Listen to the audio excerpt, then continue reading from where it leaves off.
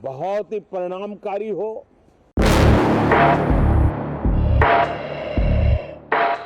যতই হম্বিতম্বি করুক, মূল ভূখণ্ড থেকে বিচ্ছিন্ন সেভেন সিস্টার্সের জন্য বাংলাদেশকেই প্রয়োজন ভারতের। আবারও তা প্রমাণ হলো। ভারত বাংলাদেশ চলমান উত্তেজনার মধ্যে সেভেন সিস্টার্সের এক রাজ্যের মুখ্যমন্ত্রী বিস্ফোরক এক মন্তব্য করে বসেছেন। মেঘালয় রাজ্যের মুখ্যমন্ত্রী কনরাড সাংমা এবার বাংলাদেশের ভেতরে করিডোর চেয়েছেন। পশ্চিমবঙ্গ এবং ভারতের অন্যান্য অঞ্চলের সঙ্গে ভৌগোলিক দূরত্ব হ্রাস করতেই বাংলাদেশের ভেতর দিয়ে পশ্চিমবঙ্গ যাওয়ার করিডোর চেয়েছেন তিনি। ভারতের মেঘালয় উত্তর পূর্ব ভারতের এক রাজ্য। এই রাজ্যের উত্তর ও পূর্ব দিকে আসাম এবং দক্ষিণ ও পশ্চিম দিকে বাংলাদেশ। মেঘালয়ের রাজধানী শিলং। এটির আরও একটি ভৌগোলিক গুরুত্ব রয়েছে। এটি ভারতের সেভেন সিস্টার্স রাজ্যগুলির মধ্যে অন্যতম। মাঠের অলরাউন্ডার আমি, আর ঘরের allrounder Tylox. Tylox toilet cleaner, clean মানেই টাইলক্স। ভারতীয় সংবাদ মাধ্যম এনডিটিভির খবরে বলা হয়েছে, শুক্রবার রাজধানী শিলংয়ে নিজ কার্যালয়ে মতবিনিময়ের সময় এই মন্তব্য করেন তিনি। সাংমার প্রস্তাবিত এই করিডোরটির দৈর্ঘ্য হবে ১০০ কিলোমিটার বা তার চেয়ে বেশি।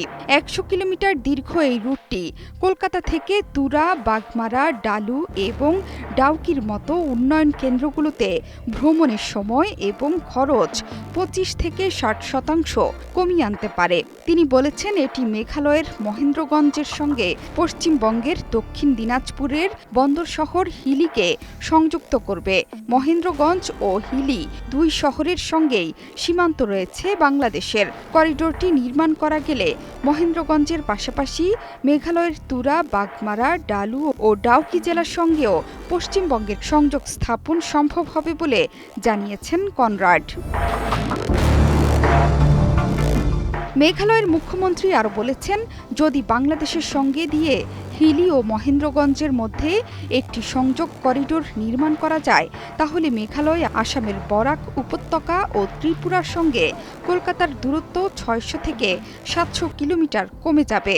এটি হবে একটি বিকল্প অর্থনৈতিক করিডোর। তবে কবে নাগাদ এটি হতে পারে তা বলা একটু কঠিন, কারণ এর সঙ্গে যুক্ত বাংলাদেশ সরকারও। বাংলাদেশের সরকার পরিবর্তনের আগে এই ইস্যুতে ঢাকার সঙ্গে প্রধানমন্ত্রী পর্যায়ে বৈঠক করেছিল নয়াদিল্লি। এনডিটিভির দাবি, ভারতের জাতীয় সড়ক ও অবকাঠামো উন্নয়ন কর্পোরেশন এরই মধ্যে এই সড়কের সম্ভাব্যতা যাচাইয়ের জন্য প্রয়োজনীয় কাগজপত্র বাংলাদেশ সরকারের সঙ্গে শেয়ার করেছে।